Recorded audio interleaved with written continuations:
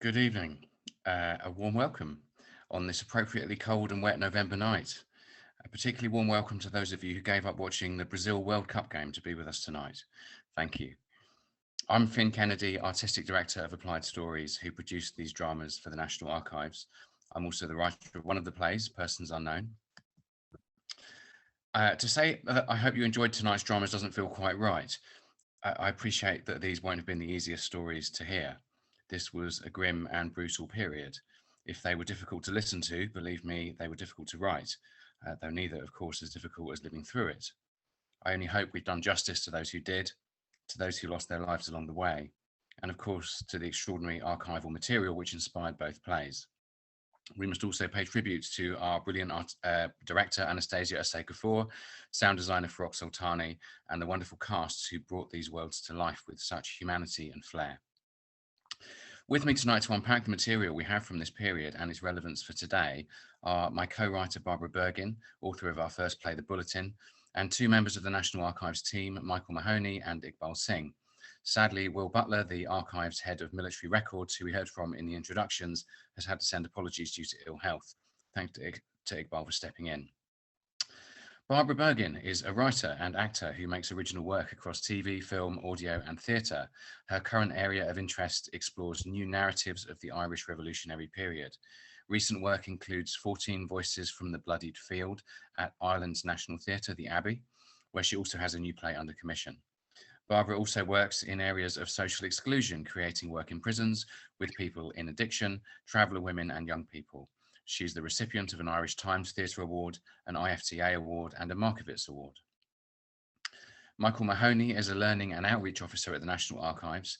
He has researched the Irish War of Independence records at the National Archives for the last 12 months and has written blogs on the subject. Michael has an MA in Public History from Royal Holloway University and has produced several audio programs and articles on the First World War. His research interests also include Caribbean history. And finally, Iqbal Singh, who, as you may have heard in the introduction, is part of the outreach team at the National Archives, which he joined in 2015. He's currently leading two pioneering programs addressing histories of racism, colonialism, and empire. The first does this by looking at mixing archival research with therapeutic practice, and the second explores these topics through the use of audio drama. He is currently part of the History PhD program at King's College London, researching migration and empire in the interwar years.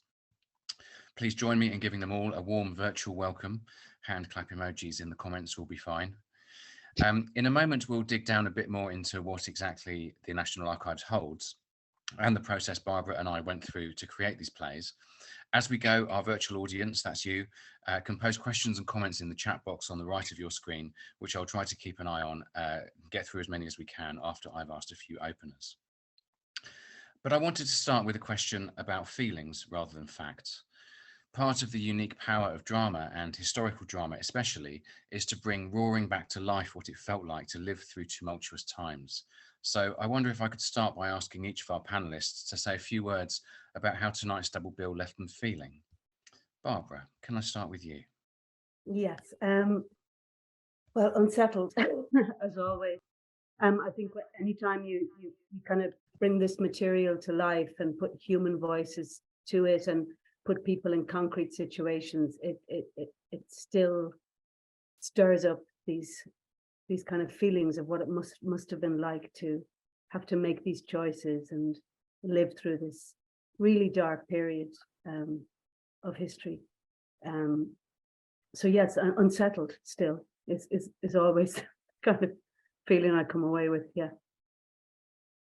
Thank you. Yes, and let's not forget it was only 100 years ago. The centenary has been marked recently. Michael.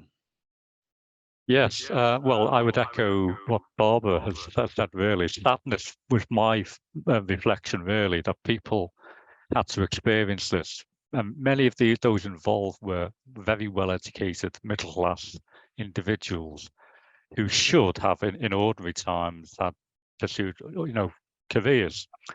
Instead, for that period of their life, they had to sacrifice a lot. One of the individuals in Barbara's play, Frank Gallagher, he went on hunger strike for about 5 days in April 1920, I believe. and he nearly lost his life as a consequence of that action. And some of them, had really bad health problems later on in life because of the sacrifices that they made during this period. Thank you, Michael. Iqbal.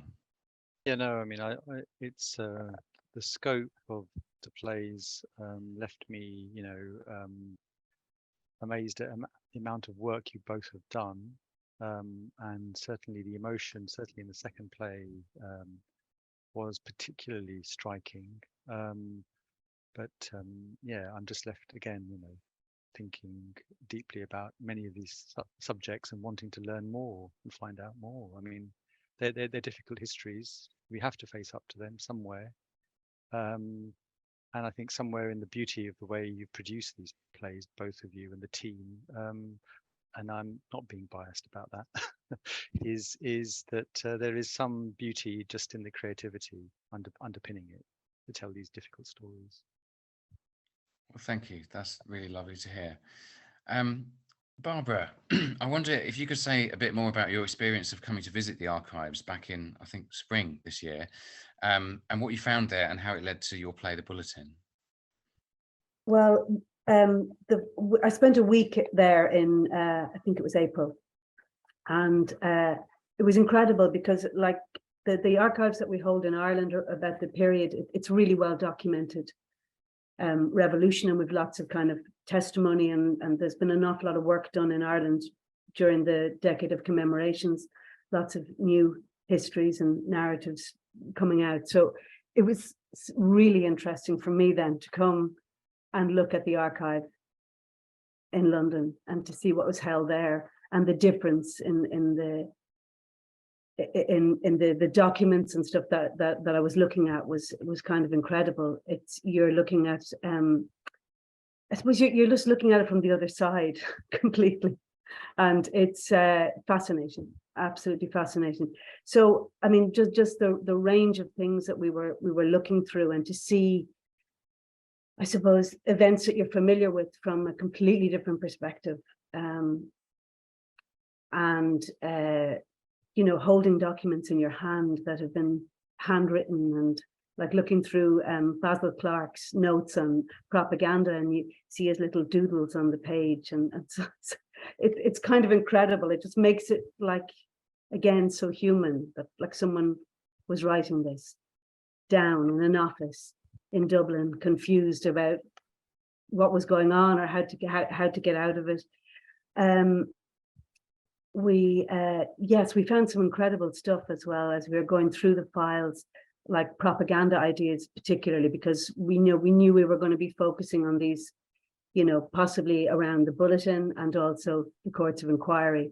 And we found this one file that had like propaganda ideas in it. And I think this was kind of when things were getting desperate. I think the British propaganda campaign was not going according to plan, but this was a letter that they had written to plant in an English newspaper, and it was by a spiritualist who was supposedly had met or been visited by the spirit of Kevin Barry the day after he was executed, and he had told her that he had been, mistaken in his ways and all this. So I mean, you're looking at this stuff and you kind of think, that's incredible. I'm sure that was never printed, but of course it was printed, I think, in the Yorkshire Post around that time. So like stuff like that was really fascinating, though, apart from being kind of, slightly bizarre. I suppose it showed really how desperate the information war was going, and how badly it was going for England at that point, and all the different ways that they were trying to turn things around.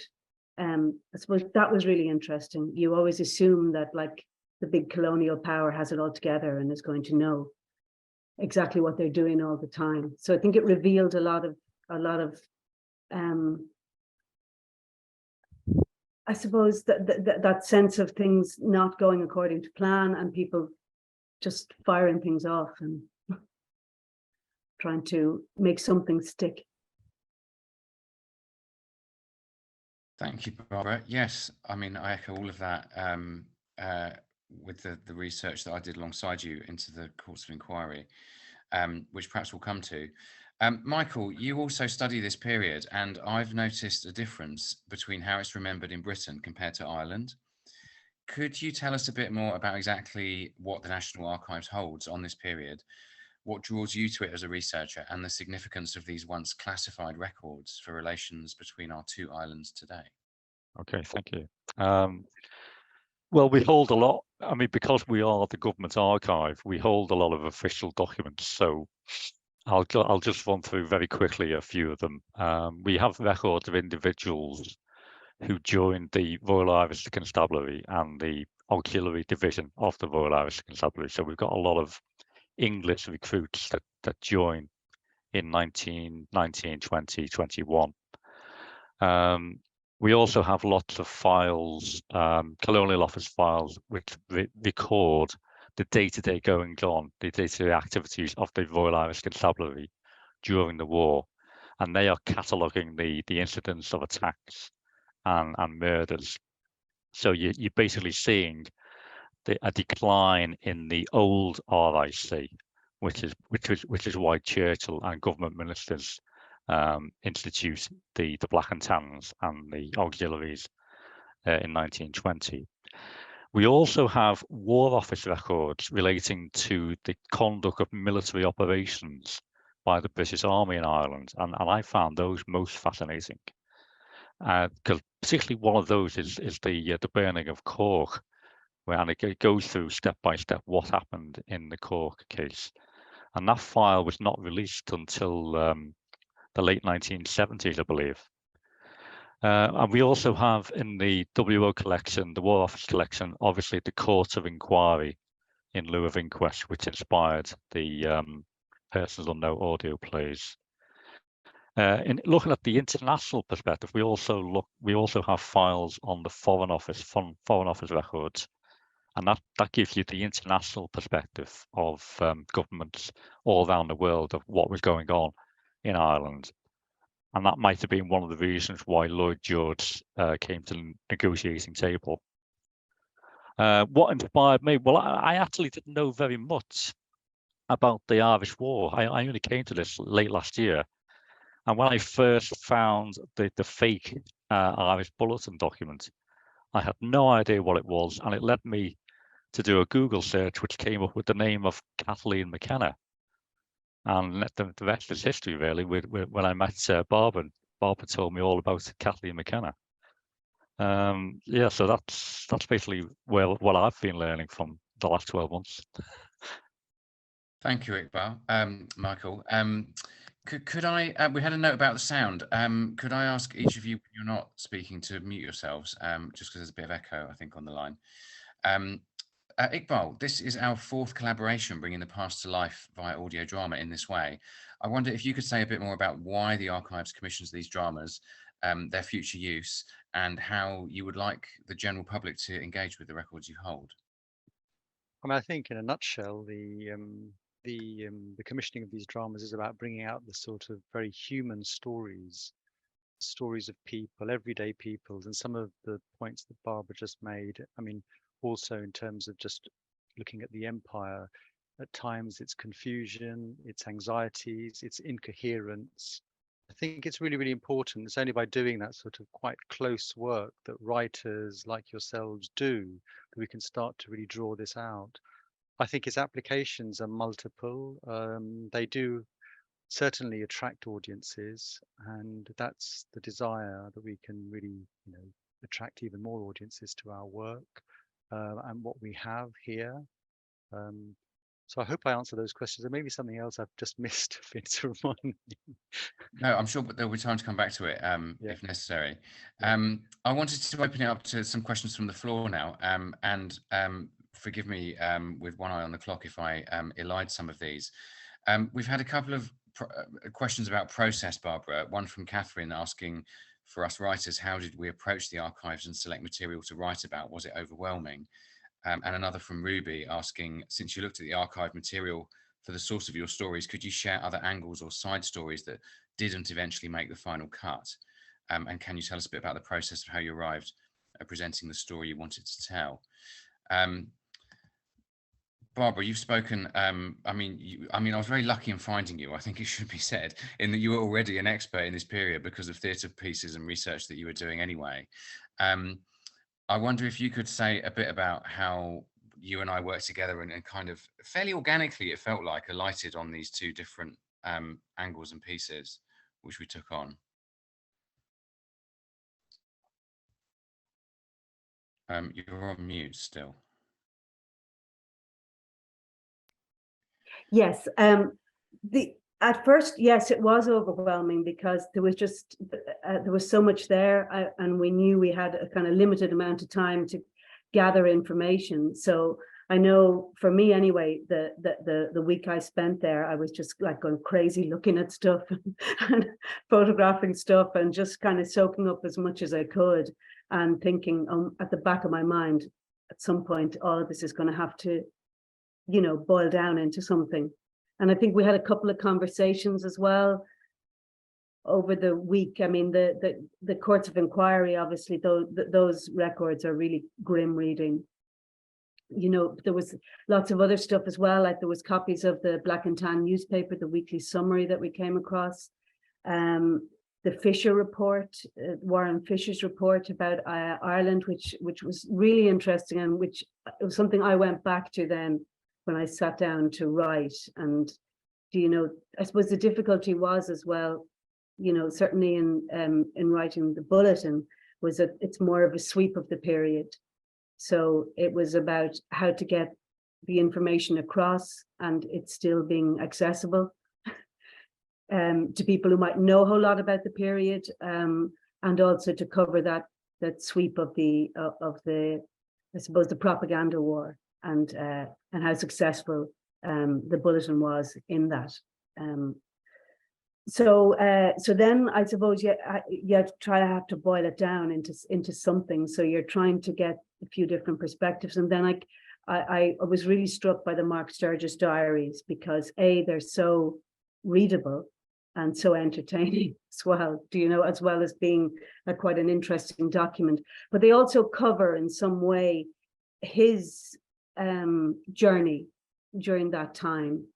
And I thought I thought that worked quite well with Kathleen starting at the Bulletin around the, you know, and him then, you know, starting his tenure in Ireland, and how his mind was changed, how he arrived with this kind of like very little, mostly racist idea of what Ireland and the Irish were, and his whole thoughts about reprisals and stuff like that. And then as time goes on, he's losing faith, or, you know, he's beginning to, you know, his mind is being changed.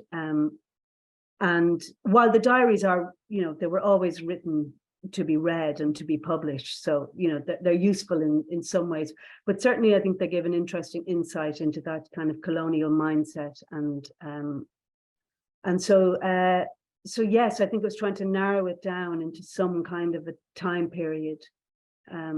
So that forced some questions, and then obviously I wanted to have, you know, some contrast between like the Bulletin and then, you know, someone like Sturgis and that point of view, and trying to dovetail those two stories. So I really tried to I used like real Bulletin headlines, and they're all like from the exact time they say they're from, and Sturgis's diary entries as well. So that kind of, in a way, having some kind of discipline like that helps you to, in some way, form the story, because it's such a complex period. And yes, indeed. Thank you. I mean, I think perhaps we should point out that there's quite a lot of like literal transcripts from the archival, you know, the documents in our plays, both of them. Whether it's testimony to the courts of inquiry or Sturgis's diaries, you know, which are publicly available now, though I don't think have ever been commercially published. But what I've always loved about being able to do this kind of work is how you can bring that material to life with actors, and augmenting what's in the archives with the kind of behind the scenes work, I suppose, that must have gone on around it. So for my own part, to answer the same questions as you, Barbara, I guess I was interested in the psychological toll that this work would take. I knew that it would involve 3 British Army officers of 3 differing ranks in the courts of inquiry, and that was in itself a kind of, that gifted me an idea for a 3-hander play, like a quite a taut psychological 3-hander about the power dynamic between those 3 men and their different ranks, but also how recent the First World War was, and how these men would have served in Flanders and elsewhere, and the way that the auxiliaries and the Black and Tans were, these that were disproportionately made up with the veterans from World War I, and how what we would now recognize as PTSD and its kind of associated behaviors were allowed to play themselves out in this conflict, and the power of information. And we've got another question actually about how did we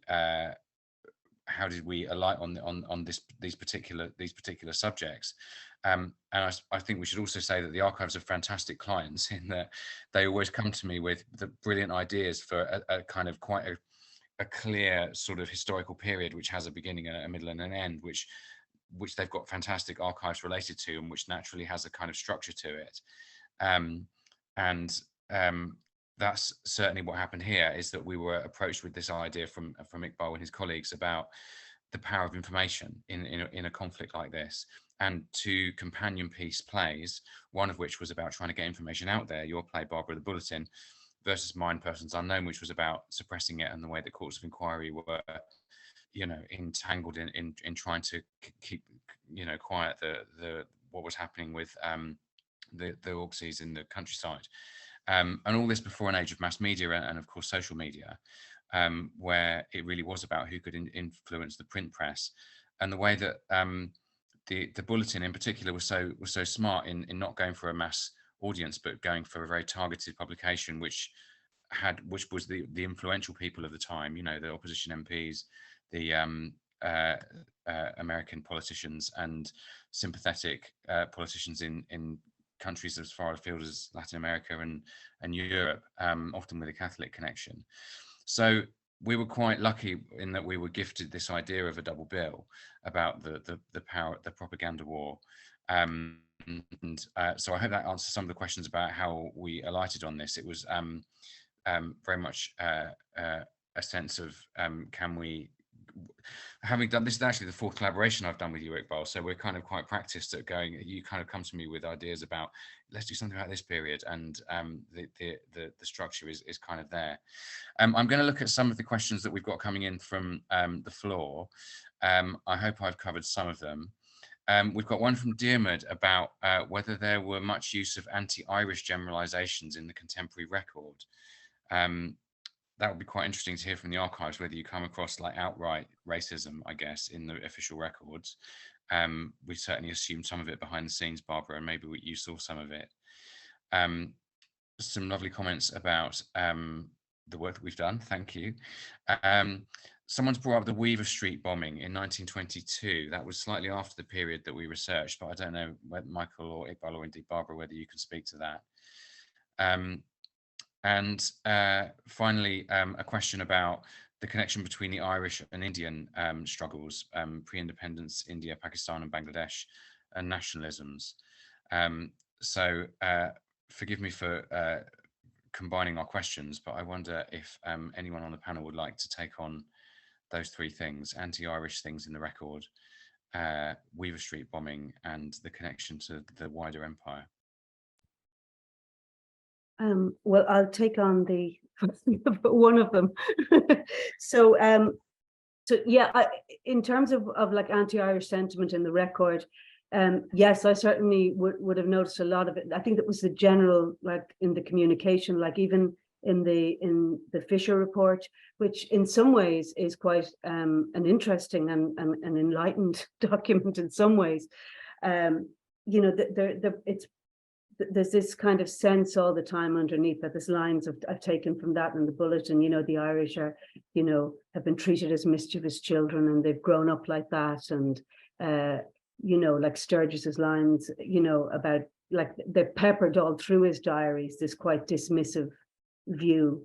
I suppose a colonial view, you know, like these mischievous children, or they won't behave, or they're, you know, like it underpins an awful lot of the communications and things that are written down, you know, and I think that really affected their ability to understand the struggle, and also to you know, I think in many ways it really undermined their own propaganda. I think they underestimated who they were dealing with a lot of the time, and I think that came from quite an anti-Irish sentiment. Thank you. I certainly remember finding a handwritten poem about the Black and Tans, kind of in defense of the Black and Tans, in among all these official records, which were quite typed and formal. And it was about 3 pages long. There was like verses and verses of it. And it was someone, I mean, it wasn't without literary merit. I mean, something, there was clearly someone with a literary bent there, but who quite had written it and why, and whether it ever saw light of day, and how it ends up in the archives is sort of a mystery. But it's fascinating what you do find when you actually undo these you know, handwritten records with these beautiful ribbons and the way that they're kept. And often you're the first person in 100 years who might have looked at that. Mm-hmm. Michael, can you shed any light on Weaver Street 1922? And if not, Iqbal, can you talk to us about the wider imperial context? I can't enlighten someone about the 22 incidents in Belfast, but I mean there were sort of like horrible incidents in 1920-21 in Northern Ireland. You know, literally people being shot dead for absolutely nothing on the streets of Belfast and other places. I could say a little bit about the international connection. We found some adverts in American, I believe, French and Canadian newspapers of the connection between Indian nationalists and Irish nationalists, and there was definitely a relationship after the Irish War of Independence between meetings of Indian nationalists with Irish nationalists in the mid to late 20s, which basically they were learning of how to win the propaganda war through the Sinn Fein movement. And the likes of Gandhi and other Indian nationalists definitely met with leaders of the Irish nationalists in the 20s. Thank you. Iqbal, could you say a bit, I mean, you're so brilliant at this, about the kind of the wider timeline and zooming out of Ireland for a moment, and where this sits within the broader kind of colonial story? I mean, I think in some ways, you know, the island story, the story that you both have presented and the research around that, I mean, this is actually pivotal. I mean, actually, one of the first projects I started with the National Archives was on the partition of British India. And in some ways that was ahead of it, you know, ahead of this story. This story is actually seminal. It's really, really key to understand, particularly in this sort of 1919 period onwards, as the interwar period starts to kick in. I mean, historians have done a lot more work now to understand how seminal that whole period is. But the war of independence sits right at the beginning. It really, I mean, in your play, you layer it with that canary in the mine and the Irish Amritsar. There's all those things that are sort of setting out how pivotal this is. And so yes, it all connects up, and our documents also at the National Archives are picking this up. So, you know, for those who are interested, you know, there are particularly interesting quite cabinet reports and other reports which really pick up about the tensions in Egypt, in Ireland, in India, but also the sort of uprisings that are occurring in terms of Black nationalism. You know, Marcus Garvey, this movement is also picking up. So it is a period of extraordinary anxiety. There's a lot of incoherence. The image that I think Barbara left us with, the Hydra headed, is an extraordinary image that I think in many ways encapsulates, you know, there are fires being fought on so many different, having to be put out in so many different areas. So yeah, I mean, you know, this story in some ways it's interesting. 7 years on from starting here, I've come back to in many ways the key story that we all need to learn about. as we start really understanding how decolonization actually then takes place. So yeah, I mean, it's just really exciting to have this material now sort of uncovered in the depth that you have both of you in particular have done. So yeah, great. Thank you, Iqbal. On the back of that, Shobu asks whether the Amritsar comparison with Croke Park was part of the national reporting of the time. Now, Barbara, I know that you took that line from the headline in the Irish Bulletin. I Yes. wondered, do you know if it got cut through to the British press, and was that comparison made more generally? Yes, it was in the Irish papers. There was comparisons made to it. Yes, the Bulletin very specifically would have targeted that, because the Bulletin was always aimed and wasn't widely distributed in Ireland. It was sent internationally, so they would always be trying to make these links with other independence and radical movements all over Europe and in India, and so that would have been very specific. That they would have done that. But yes, there was comparisons to it. Yes, it was in like the other newspapers of the day as well. Yeah, it's such a powerful moment in the Bulletin.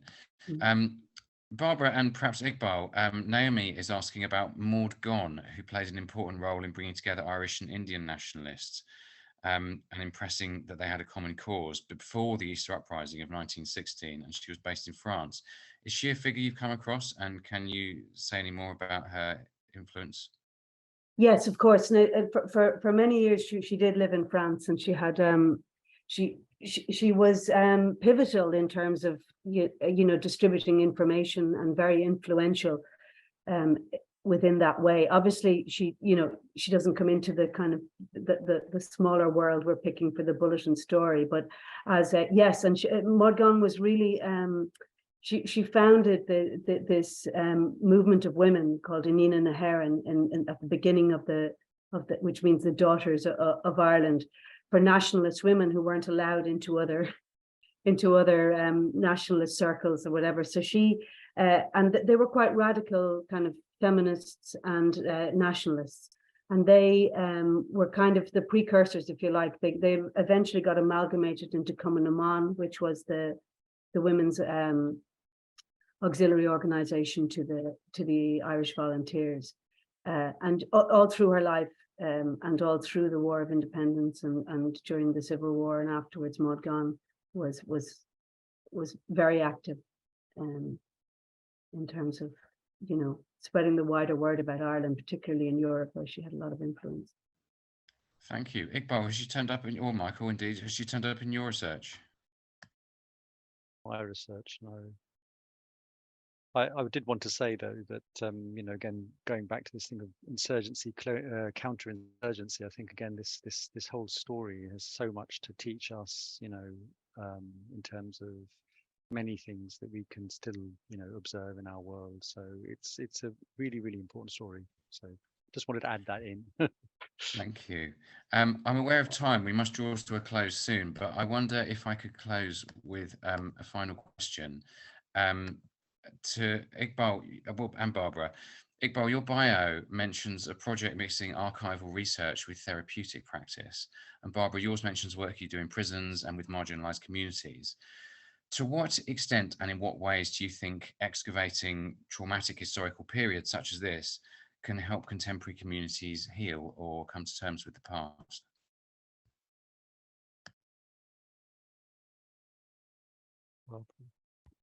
Well, I would say telling any kind, like I think the issue with any kind of marginalized community is that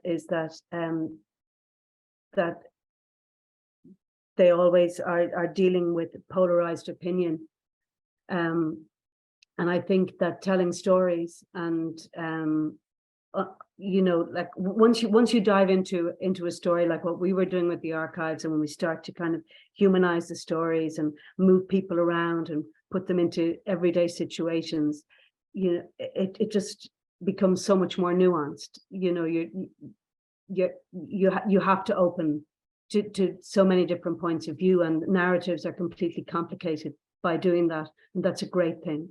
And I think that that's a really important thing, because I think the world is so polarized now, and everybody is so that. Yeah, I think that bringing stories to life in any way that you can, from the past and from the present and from our own different pasts, can only be a good thing in terms of opening us up to each other and the complexity of our histories and our lives and how we live today and what we carry with us, perhaps, that we don't know about, that can be processed in these ways. No. Very Thank well you, put. Iqbal. I wonder if you could respond to the same with perhaps, if you could, a reflection on from the Scottish perspective, which we've had a question on, in light of yesterday's Supreme Court decision and what the future might hold for the union there. Yeah, I mean, I can't comment on on contemporary matters, but certainly this theme around feelings and emotions, and being able to access them and through writing and through the work we're doing at the moment with therapists working alongside us as we open up documents and look at the feelings that they bring up. It allows us to understand that histories are not objective. They're not written from up on high. They are subjective. They are containing our feelings and our emotions. They connect into things which connect us to our families, to our pasts in ways that maybe we don't even think about until we bring that into the room and say, actually, if we do, get that kind of jolt or a tear rolls down our cheek, these are important things to acknowledge and to understand, because in some ways it's coming face to face and not sort of trying to put these histories away and hide them because they are uncomfortable, but actually facing up to them. And I think there's, great richness in doing that. And so I think for me, both the archival work that uses therapy, but also the archival work and drama seem to sit really well together, doing each in their own way the same thing. So that's my opinion on that. Thank you, Iqbal. Sadly, we're out of time. A huge thank you to all of you who've stayed to the end. Iqbal, am I right in saying that if people would like to listen again or tell their friends, both plays will be available on the Archives media player from next week? Well, very soon, yeah. Good. Okay, thank you. Thank Best you. way to get that link is to keep an eye on the Archives or Applied Stories social media at UK Nat Archives or at Applied Stories on Twitter, or visit our websites, nationalarchives.gov.uk or appliedstories.co.uk. It only remains for me to thank our panel, our production teams, and the numerous other staff at the National Archives who supported this project with their time and expertise. Will Butler, Sarah Griffiths, Eliza McKee, as well as, of course, of Michael and Iqbal who've joined us, and the brilliant Barbara Bergin, to whom I owe so much. Thank you all, and thank you everyone. I hope you'll join us again at the next National Archives Applied Stories online premiere. For now, a very good evening to you all. Thank you.